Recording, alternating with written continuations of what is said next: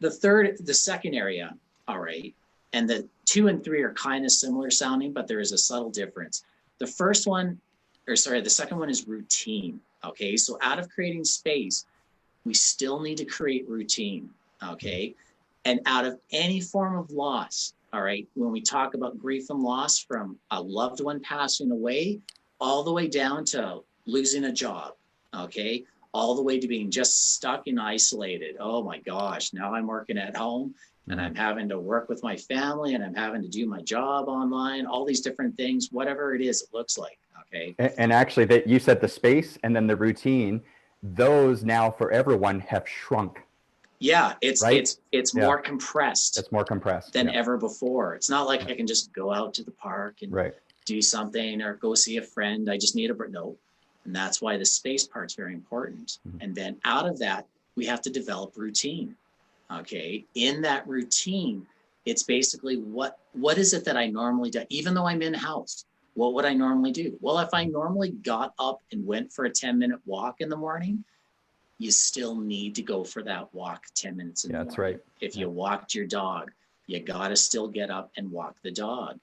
All right. Don't fall into this trap of going, oh, I guess it's 3 o'clock in the morning and I guess we'll go to bed now. You've lost routine and that's going to mess you up. And that's actually when we talk about concepts like trauma, and because this is a form of a crisis, and crisis is based on trauma, which is based on grief and loss. So when we talk about this loss, okay, the sudden change that happens, if we don't have routine, there are consequences that we can fall ourselves into. So if you're an individual who's like, man, I don't even know if today's Tuesday or Wednesday, I just feel so lost. Routine is key for you to get into that routine. Okay. The third area, and then we can just break it out into however we want to deal with things, okay, or whatever topics, is creating normalcy. It's not just routine and doing things I always did. Part of that, though, is the consequence of doing that leads into normalcy, okay? Just so even in my isolation, hey, I'm still doing what I normally do. It creates a normal, hey, this is my new normal. Great, everyone's saying new normal. That doesn't help. So how do we get to that new normal? Well, it's by creating space. It's creating routine, still doing the same things we normally would do or similar to that. And then that leads to normalcy. So this allows a form of control, all right, or predictability that right now we don't have. We don't have predictability right now. We don't know when this is going to be over. Hey, if this is over by a miracle in 1 month, poof, something happens, great, I am all for that.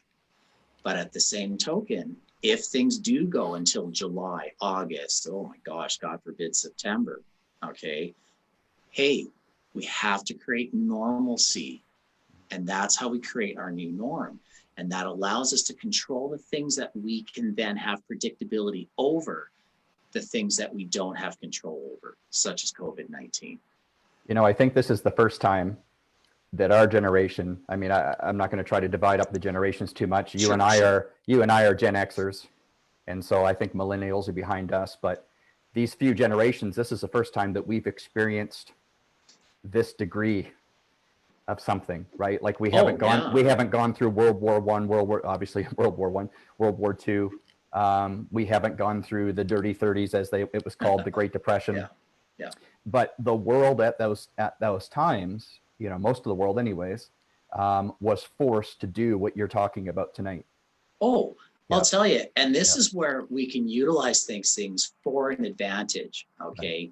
In that, you know, back, it was 1918, I believe, is when the Spanish flu, basically after World War I, the Spanish flu was a worldwide epidemic. That was the last worldwide epidemic that happened. They didn't have, you know, the telephone. They didn't have tele. They didn't have computers. They didn't have this. What we're doing, this is unprecedented, you know? So it's kind of one of those bitter, ironic things that we're all having to deal with, right? I mean, it's, you know, a month ago before COVID broke out, I just put out a blog talking about being immobile. So it's immobile. It was like a play on words that I came out with when I was doing an interview with someone else. And it was talking about how we so focus on this iPhone generation that we get immobile, right? That's good. Did you Yeah. get it? Yeah, And so, and I'm going to use that. Yeah, there you go. So iMobile. And what that does is it creates, a social isolation that creates social anxiety. So people, the younger generation, this is normal. Mm-hmm. But it also is demonstrated to be showing an increase in social anxiety when I'm actually face to face. In fact, there are people who this is even hard because it's just easier to talk on the phone. Okay. Yeah. I mean, that was the big joke today that I was hearing, about is that it's the, a lot of newscasters, it's kind of the joke running around, I guess, that, who's wearing pants, right? Mm-hmm. You just see my shirt and just, yes, I got pants on. So have to pre-qual that. So I did that for our first live Sunday service 3 weeks ago. I saw that joke got around and I lifted my leg up and I said, just so you guys know I'm wearing pants. My wife was over on the couch and she's just like, yeah. And so, no, this is really good. And so the 3 are create space. Number 2 is routine, and number 3 was normalcy. Creating normalcy. Yeah. Yeah. And that's more of a consequence of the routine, but for sure. Yeah. But we still out of that normalcy, right? And here's the thing too, this is an opportunity as well, if we choose to view it that way. And I don't mean to say it's easier said than done, but here's the thing. It's if maybe I know I should get up in the morning and go for a 10-minute walk. Man, this is a great time to start creating new healthy habits to create that normalcy. All right. Okay. And again, it's not from an unhealthy perspective of what we talk about a lot of times in counseling about, the negativities of control, mm-hmm. But I'm talking about the control aspect of creating safety within our life mm-hmm. in order to be able to know and be and have predictability within our life, which we need to have, routine, I think that needs consistency. To be that needs to be understood in a family context as well. So let's say Absolutely. A family, like we're a family of 5. Of course, we're not completely stuck inside. As you said, we can go outside and go for walks. We can sure. do the 2-meter social distancing. Oh, yeah. But I think to create space too, there needs to be some understanding within the family unit, because if just one person understands this and they're like, hey, I need to create some space. People are like, oh, well, aren't you being selfish? You understand what I'm saying? There needs to be some Absolutely. understanding in the family unit that everybody is going to need their space. This is something as a family that we've understood for years. And you know our family well. One of our kids, our middle child, she's more introvert. So we know she needs space. The other 2 aren't as much.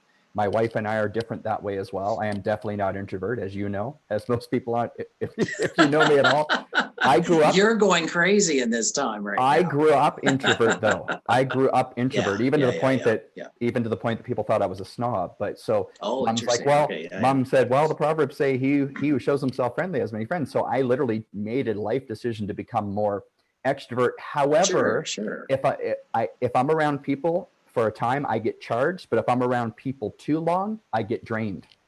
Yeah. And that's that introvert side. And just so you know, that terminology has been modified in the last few years to be called an ambivert. Okay. Yeah, exactly. So it's someone who tends to be either one or the other. Maybe they're not even sure which, but they can flow in each one. And that's an ambivert. So that's right. Yeah.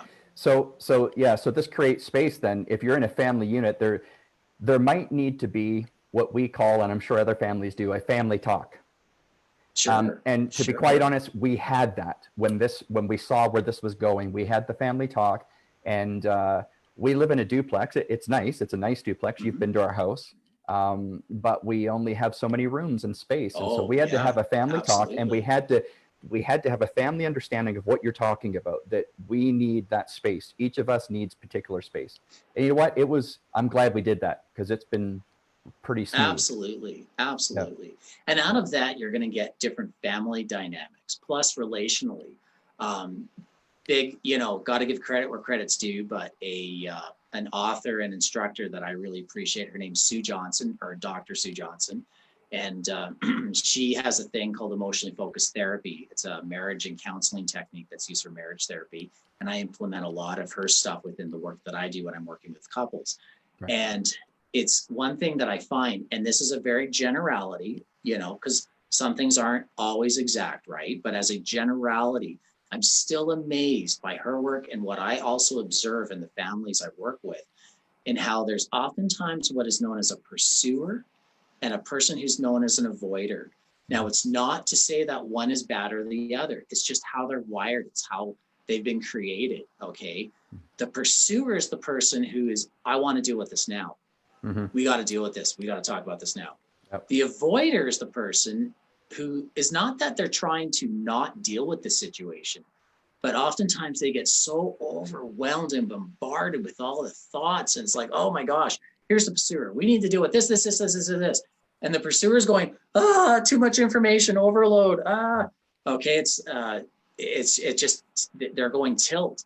And so this is where they tend to sometimes flee. Their response system, what's known as the amygdala, fight, flee, freeze, they sometimes tend to flee.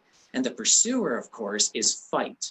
Okay. Yep. So that's where healthy boundaries and this is more just so you know what I'm talking about, are generic Band-Aid solutions. I know exactly what you're talking about with that, because you see it in married couples very often. Yeah. It's rare that you'll have two avoiders married to each other. You can. It does happen. It does happen, but or other way too. It does happen, but I have found that it's rare. Usually you'll have one or the other in either one, either the wife or the husband. And you always have to say, well, you need to give the avoider 10 minutes to go and walk and then come back and deal with the situation. Yeah. And I think you're hitting the nail right on the head with what's probably happening in homes right now during this time. And so I think if we could rewind back a little bit, I think what we just talked about, how you can be prepared for that is you might need to have that family talk. Absolutely. Right. Or and if you don't, exactly. Yeah. Couple talk, or even knowing your kids, even from a work situation, knowing your boss, where are they at with that? It can all help that way. Oh, for and sure. Here's the thing. It's then about creating as best as possible, not saying it is very messy to start off with, because oftentimes these are things we've never tried. We've never practiced before. So it's not a perfect science when I say this, but the pursuer needs to allow the avoider type personality to actually go for an agreed amount of time. All right. But then the avoider, what they're doing is they're processing everything. So they can then come back and actually deal with the situation and not continue running. That's where most things break up. The pursuer needs to allow that space to happen.